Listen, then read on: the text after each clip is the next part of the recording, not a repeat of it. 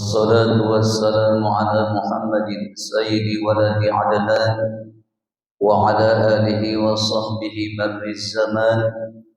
أشهد أن لا إله إلا الله وحده لا شريك له المنزه عن الجسميات والجهاد والزمان والمكان.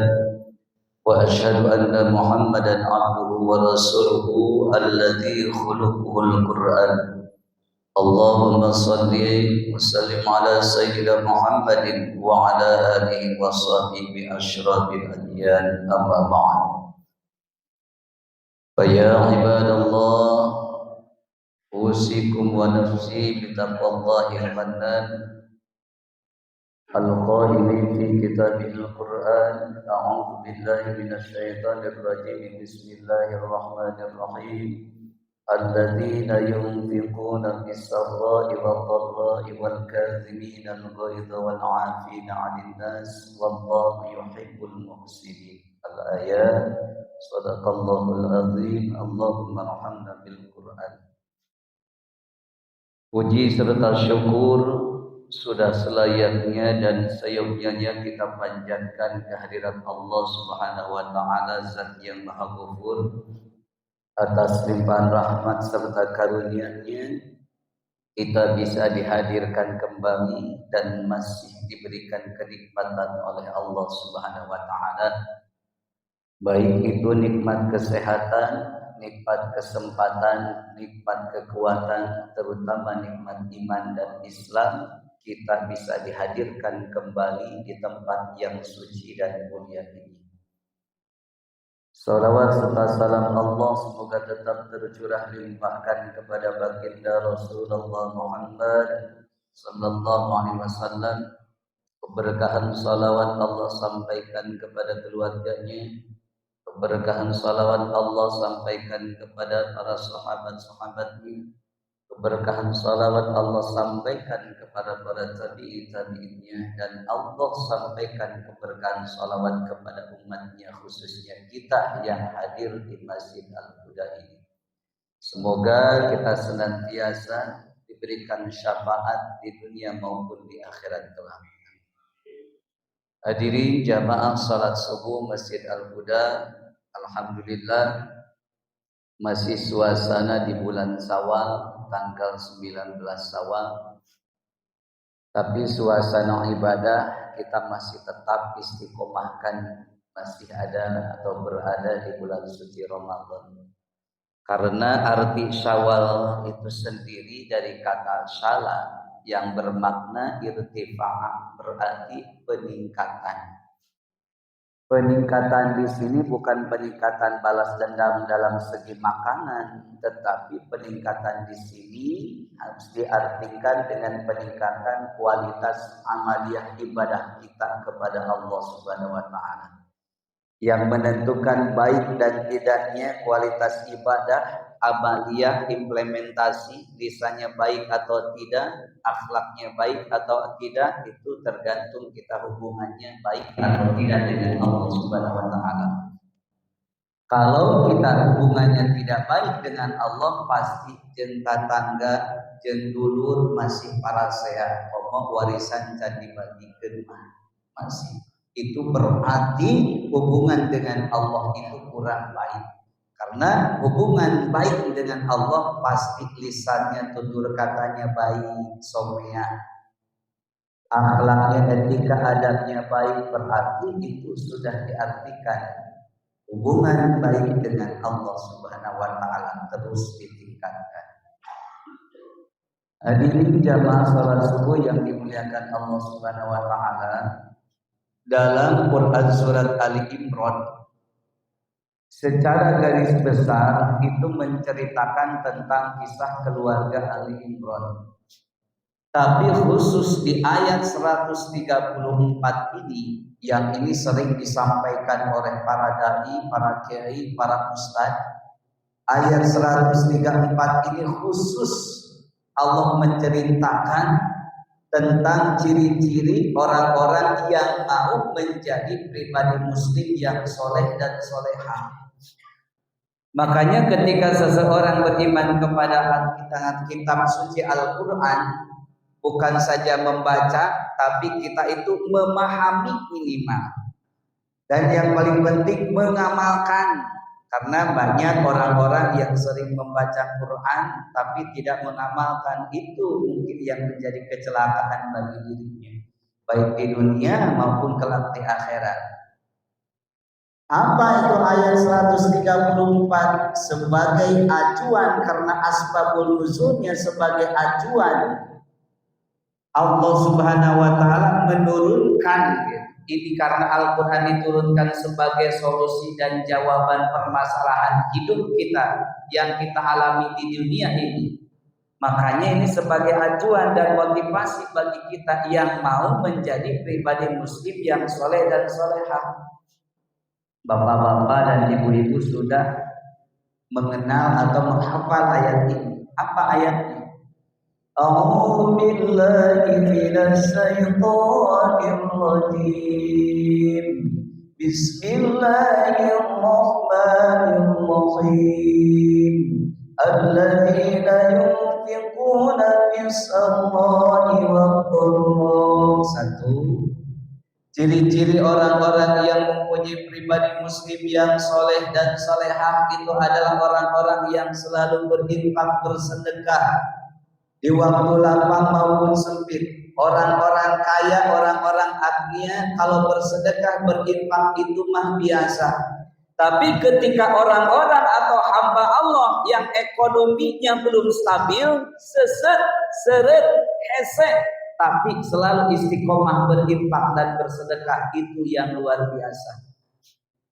Jangan pernah kita berkata, bobora sodaqah, bobora infak, kersapo poe oge lieur, dadi liurkeun manusia.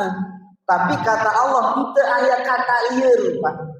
Sabab yang meribatkan atau meribetkan gitu. Anu ngahesekeun kehidupan lain Allah, tapi dirina sorangan. Sebab dirinya tidak mau berubah dan beranggapan bahwa dia selalu berpikiran hidup ini, bagaimana besok. Jangan dipikirkan hari besok, yang harus dipikirkan itu adalah hari sekarang yang kita jalani. Sebab hari besok itu penentuan nasib kita dirubah atau tidaknya sesuai ketentuan hari ini. Kalau hari ini itu ketentuannya hidup kita baik, amaliyah ibadah kita baik, maka besok juga akan dirubah oleh Allah Subhanahu wa taala. Besok kita belum tentu kita masih diberikan kehidupan atau tidak. Apakah besok kita akan mendapatkan rezeki yang tidak disangka-sangka? Kita tidak tahu. Tapi ketentuan penentuannya itu hari ini. Jika hari ini baik, sedekahnya baik, infaknya baik, etikanya baik, akhlaknya baik, maka besok juga baik. Maka kita berpikirannya sempit, kumaha isukan, jang mayar anu, awas Bu, Allah mah tidak akan melihat hasil, tetapi Allah akan melihat hasil kerja kerasnya. Maka penentuan bahagia atau tidaknya besok hari itu hari sekarang. Makna sering saya sampaikan, maknanya ketika berbagi dalam Al-Quran, zakat, infak, sedekah, itu luar biasa. Jadi harus ada peningkatan. Makanya Bapak infak sedekah ke masjid, ada kenceleng Jumat, kenceleng subuh atau apapun itu rada gedean, atau kamari 2.000, ayeuna 5.000 atau 10.000. Nah kita yang disempitkan oleh diri kita sendiri, kan awas.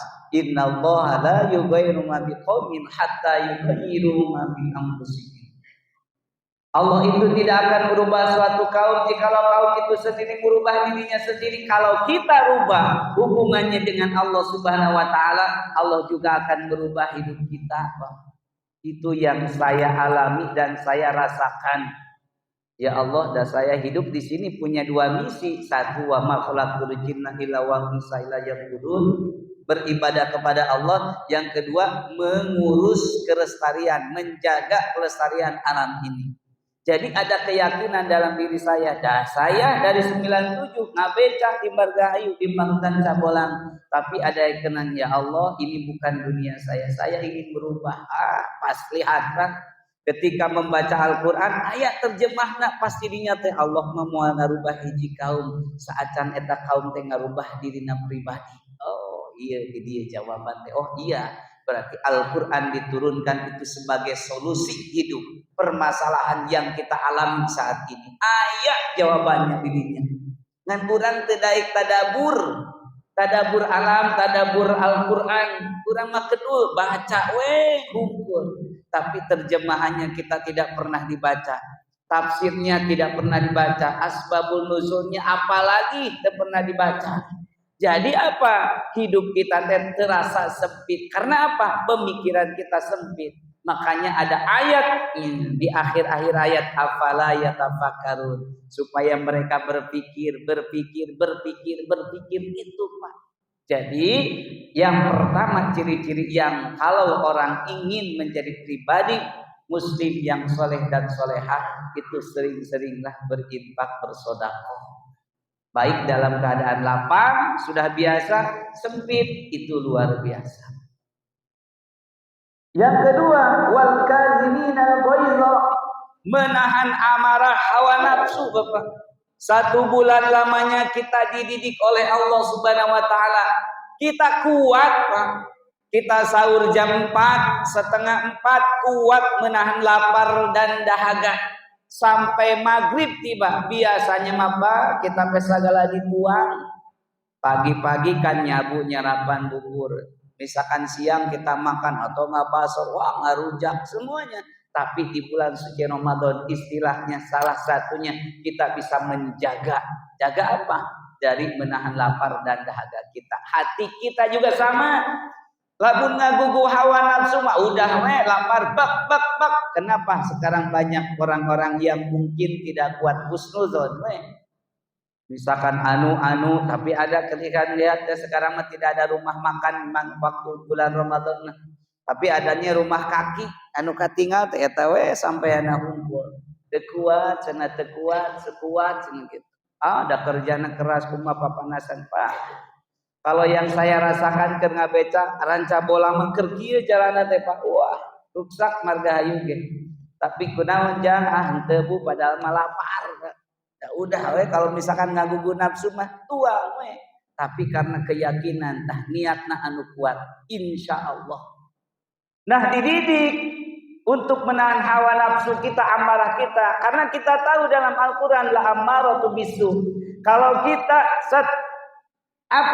ngagugu hawa nafsu, kalau kita misalkan udah mengikuti hawa nafsu kita, sudah la ammaratu bisu, akan terjadi kecelakaan bagi siapa? Bagi diri kita sendiri. Penyelesaian atau menyelesaikan suatu masalah dengan hawa nafsu tidak akan selesai.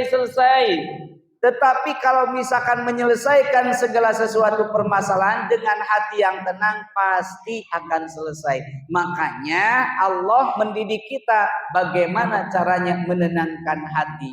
Bungkus hati kita dengan kalimat-kalimat zikir, karena dengan kalimat zikir itu hati akan menjadi tenang. Ala bi dzikrillahi tatma'innul qulub.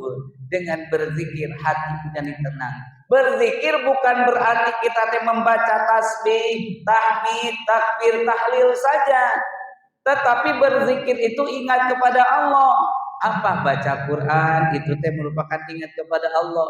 Salat ingat kepada Allah, berbuat baik ingat kepada Allah. Nah itu. Jangan misalkan diartikan bahwa zikir, ya itu mah harus Bu, untuk membentengi hati kita yang selalu mengikuti hawa nafsu kita.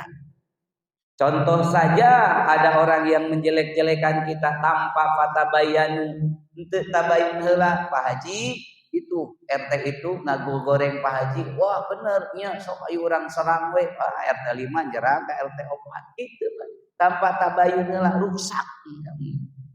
Jadi gitu Pak, wal kaziminal ghaidha, menjadi bungkus hati kita itu dengan kalimat-kalimat zikir.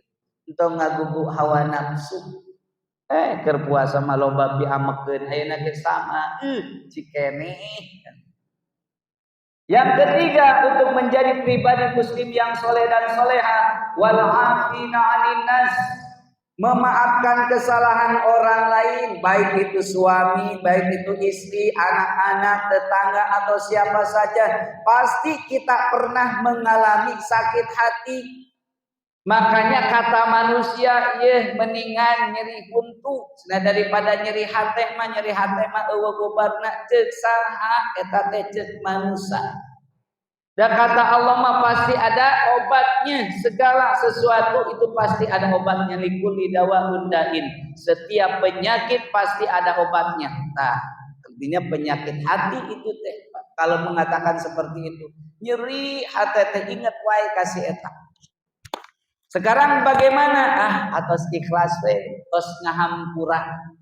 Sudah mengikhlaskan dan sudah memaafkan. Awas nih Pak. Ketika kita ingin belajar untuk memaafkan, nah Allah nih 1 tahun, 2 tahun, bahkan puluhan tahun, 20 tahun, Allah itu akan mendatangkan kembali orang-orang yang pernah menyakiti kita, sehingga kita ingat kembali permasalahan waktu dulu. Itu teh awas, ujian di Allah. Jadi orang teh geus ngahampura kasih eta teh. Dan jadi hati pisan. 1 tahun 2 tahun pindah, alhamdulillah tos pokok cenah inget deui begitu hadieu deui eta aya harapan urang jadi we inget deui eta masalah teh. Awas, itu adalah ujian dari Allah Subhanahu wa taala sebagai rasa tanda sayang untuk menguji rasa memaafkan kita. Makanya wal afina anin nasi, memaafkan teh bukan sekedar memaafkan. Kalau misalkan istilah sekarang mah aya halal bihalal gitu. Saling memaafkan liqaul wajhi, saling berhadap-hadapan. Biasanya kan aya halal bihalal, musafahah. Ibu, akang, bapak haji, maafkan saya bila ada kesalahan, misalkan kehilapan, kesalahan. Dijawab aya ijab qabulna. Oh nya atuh abdi ge hampunten pilih aya kelepatan abdi ge ngahampunten anjeun. Tuh, maka di sini kata Nabi apa? Ma min muslimaini yaltaqiyani fayatasafahani illa ghufira lahum qabra ayyat tariqum. Ma sing saha salajama barang siapa sesama muslim saling bersapa, berjabat tangan, saling meminta maaf dan memaafkan, illa ghufira lahum, kecuali Allah akan memaafkan mereka berdua qabla ayyaftariqu, sebelum jari tangannya itu dilepaskan. Tuh Pak, luar biasa memaafkan teh. Jadi kedah kieu entom dinu HP teu sah. Cuma dinu HP mah ieu video call PC kumaha cara video call PC mah teu katingali Pak, upami euceuk mahampuranya sok aya kieu. Ya, pasti kitu Pak. Suudzona ieu mah. Tapi liqaul wajhi, berhadap-hadapan, saling mengikhlaskan. Eta luar biasa tuh Rasulullah. Makanya syafaat itu bukan di akhirat saja, sampai sekarang juga Rasul itu selalu mendoakan untuk umat-umatnya supaya mereka ya Rabb, apabila umatku berbuat maksiat, berbuat apapun, jangan langsung diazab seperti umat-umat yang lainnya. Meskipun mereka sudah ditentukan usianya oleh Allah, meninggalnya kapan dan di mana, kecelakaan atau tidak, tapi Nabi Muhammad SAW kan memberikan kabar gembira kepada kita semuanya. Man ayyub satu fir rizki wa ayyan sa'asafir fasa'alahu fi asalihi faliyasir rahimah. Barang siapa yang ingin dipanjangkan usianya, tuh kasih sayang Nabi, syafaat Nabi mah. Usia sudah ditentukan, tapi ketika kita rajin silaturahmi, rezeki kita lagi seret. Tapi kita silaturahmi, insya Allah yakin usia kita dipanjangkan, rezeki kita ditangguhkan oleh Allah Subhanahu Wa Taala. Tapi ingat, rezeki dan milik itu berbeda. Istilah Sunda mah aya rezeki, aya milik, Pak. Air rezeki mah sudah ditentukan oleh Allah, pasti akan dikasih dan tidak akan tertukar. Tapi milik beda. Bapak dan ibu kalau misalkan sampai sekarang itu bekerja di pabrik, bapak kerjanya ulat, datang pagi, wah pokoknya mah kerjanya good. Melihat personalia atau direktur, siapa itu anu kerjanya bagus, kasih bonus. Allah kayak gitu. Jadi kalau kita ibadahnya bagus, sholat subuh tepat waktu dan berjamaah, zikir, baca Quran, dan ikut pengajian. Salat zuhur juga sama, asar, maghrib tidak pernah ketinggalan salat berjamaah. Selalu ikut pengajian. Kata Allah, wah ini bagus nih. Jadi kerjana ieu mah lembur. Tadi bonus. Ya Allah teh kitu, Pak. Jadi urang mah mikiranna teh sempit, kumaha isuknya keri aduh da urang mah disepit-sepit ku sorangan. Jadi itu yang kerasa sama saya. Insya Allah kalau Bapak sekarang rajin tadabbur Al-Quran, baca subuh deh. Ya kita mah merasa so sibuk, Allah teh gitu. Sok coba kita banyak waktu terjemah atau satu ayat teh satu terjemah satu hari deh. Satu hari berarti satu ayat satu terjemah. Beli Pak bukunya, daena mah marirah buku teh seumur hidup eta teh. Jadi lamun dibaca pun sanes jadi amal jariah eta teh. Karena apa tadi Pak? Segala permasalahan yang kita alami di sini di dunia itu ada jawaban dan solusinya di dalam Al-Qur'an. Kerasa Pak kalau kita rajin. Wal afina 'anil nas, memaafkan kesalahan orang lain. Jikalau sampai saat ini bapak dan ibu masih ada rasa dendam dan rasa benci dalam hatinya, yakin amal ibadahnya tidak akan diterima. Menghadap Allah itu harus suci lahir dan batin. Berarti lahirnya berwudu, batinnya tak eta hatena. Ya Allah, saya mau sholat dan menghadap, karena sholat itu media pendekatan kita kepada Allah Subhanahu Wa Taala. Jadi kedah suci hati teh. Lamun asih kayaknya aya rasa benci, reka dulur, reka idung, reka bapak kata tangga, yakin amal ibadahnya meskipun dia haji, meskipun dia sudah umroh, jadi imam masjid, tapi ngewa kabatur moal diterima ibadahnya. Sucikan Pak hati teh, tah gitu ku zikir we. Yang terakhir, berbuat kebaikan dengan mengharap pahala ridho Allah Subhanahu Wa Taala. Geus we Pak, urang mengharapkan ridho Allah Subhanahu Wa Taala. Berbaikan tanpa diumbar-umbar kembali, jangan sampaikan tah tadi Pak tidak bisa menahan hawa nafsunya. Saking ku ambek urang teh, lamun maneh teu ditulungan kurang, mirup maneh moal kieu, hilang pahala kebaikannya. Awas Pak, jangan diumbar-umbar kebaikan mah geus we, kitu nyeri hatekeun mah geus we, ngahampura. Da kita mah cuman apa diperintahkan berdoa we, ya Allah mudah-mudahan si fulan ini diberikan hidayah supaya tidak berbuat begitu lagi. Udah gitu. Ieu mah ngadoakeun teu bener. Saking ku ambek teh hawa nafsu teh. Naon atuh eta aduh nyeri hati pisan ku eta sing cilaka sia di jalan tuh Pak ini sesama muslim kok seperti itu tawas.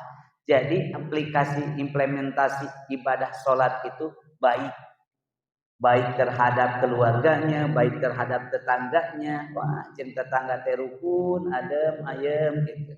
Masalah anak saha nu ribut pasti indung bapakna. Kan banyak yang seperti itu Pak. Karena apa? Tidak menerima tuh hawa nafsu. Akhirnya apa? Saling bunuh-membunuh tuh di Palidit tuh di Cijaurah Pak. Kerencangan sorangan daku hawa nafsu. Keur main PS, main game, wah gelut budakna teh disiksaan teu narima kolotna nya abek. Ternyata naon dihabek kolotna teh pingsan tah ka rumah sakit. Innalillahi wa inna rajiun. Naon sampai sekarang keluarganya dendam. Tuh udah ku hawa nafsu. Dan uriwa ina barudakna ieu, maka sekarang Ibu ciptakan generasi Islami. Ajak mereka itu ke masjid anak-anak kita teh. Jangan misalkan kita egois, hari kita indung bapakna orang tuanya ke masjid salat subuh, hari anak-anaknya di rumah.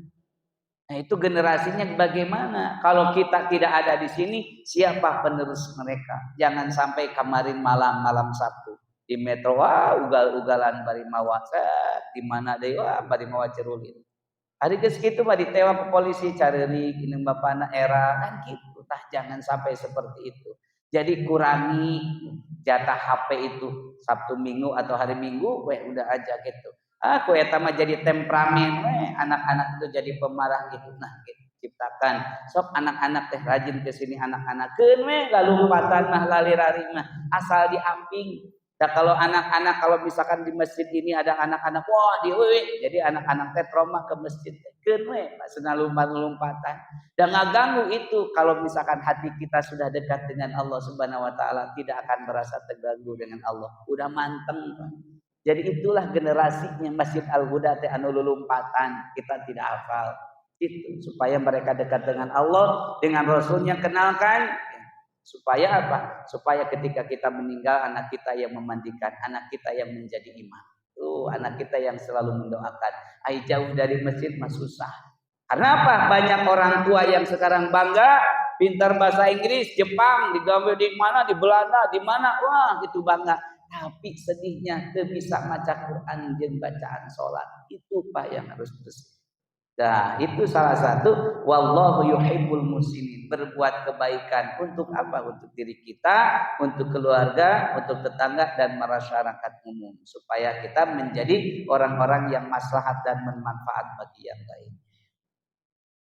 Mungkin itu saja yang bisa saya sampaikan, semoga bermanfaat dan menjadi motivasi ayat ini sebagai acuan supaya kita dijadikan oleh Allah Subhanahu wa taala menjadi pribadi muslim yang soleh dan soleha. Selamat menikmati hari yang libur ini. Silakan mau piknik ke Pangandaran, Kamangan, Tonggaguru Selatan tadi setengah 12 Pak. Mudah-mudahan saudara-saudara kita diselamatkan oleh Allah Subhanahu wa taala. Amin ya rabbal alamin. Saya doakan mudah-mudahan yang hadir di sini dipanjangkan usianya beserta keberkahannya oleh Allah, diberikan kesehatan lahir dan batinnya oleh Allah Subhanahu wa taala beserta keberkahannya, dan semoga rezekinya dilimpahkan oleh Allah Subhanahu wa taala. Amin. Alamin.